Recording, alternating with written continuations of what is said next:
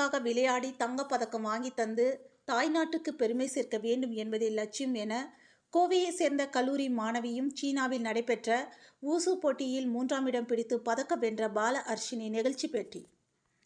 கோவை ஆர்எஸ்புரம் பகுதியை சேர்ந்த பஞ்சதாரா தினேஷ் அவர்களது மகள் பால அர்ஷினி தனியார் கல்லூரியில் பயின்று வருகின்ற இவர் கடந்த 12 ஆண்டுகளாக தமிழகத்தில் ஊசு விளையாட்டு சங்க செயலாளராக உள்ள ஜான்சன் என்ற ஊசு பயிற்சியாளரிடம் ஊசு பயிற்சி பெற்று வருகின்றார்.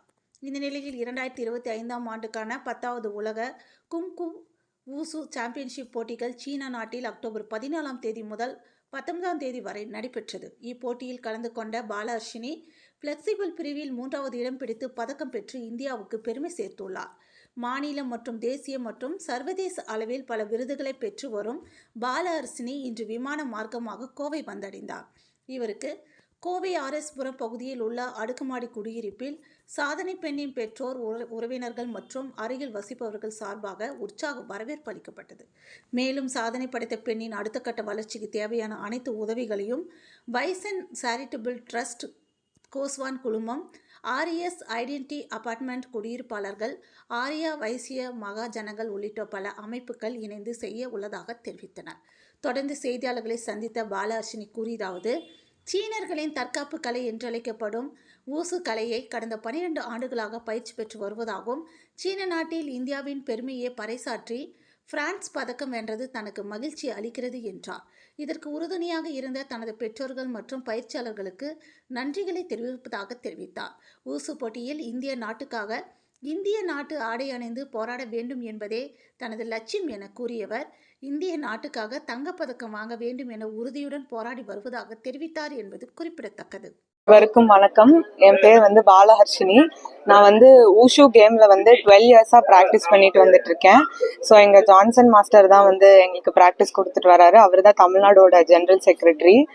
ஸோ நான் இப்போ போன மேட்ச் பேர் 10th world kung fu wushu championship சைனாவில் நடந்தது. அக்டோபர் 14 இருந்து 19 வரைக்கும் நடந்தது. அங்கே நான் பிரான்ஸ் மெடல் ஃப்ளெக்சிபிள் வெப்பன் கேட்டகரியில் வின் பண்ணிட்டு வந்திருக்கேன்.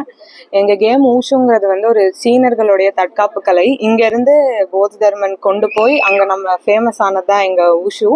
ஸோ இதில் நான் பிரான்ஸ் மெடல் அங்கே வேர்ல்ட் சாம்பியன்ஷிப்பில் வின் பண்ணது ரொம்ப பெரிய விஷயமா இருக்குது. ஏன்னா இத்தனை நாள் யூடியூப்பில் அவங்க வீடியோலாம் பார்த்து கற்றுக்கிட்டு அப்படி நாங்கள் வந்தவங்க இப்போ அவங்களோட நின்று அவங்களோட கம்பீட் பண்ணி இப்போ அவங்க கூட நின்று 3rd பிளேஸ் வாங்கினது எனக்கு ரொம்பவே சந்தோஷம்.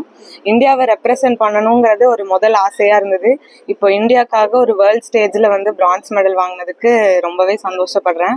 இதுக்கு ஃபுல் சப்போர்ட் என்னோட பேக் போன் பில்லர் எல்லாமே எங்கள் ஃபேமிலி தான். எங்கள் அப்பானால தான் நான் ஊஷுக்கு வந்தேன்.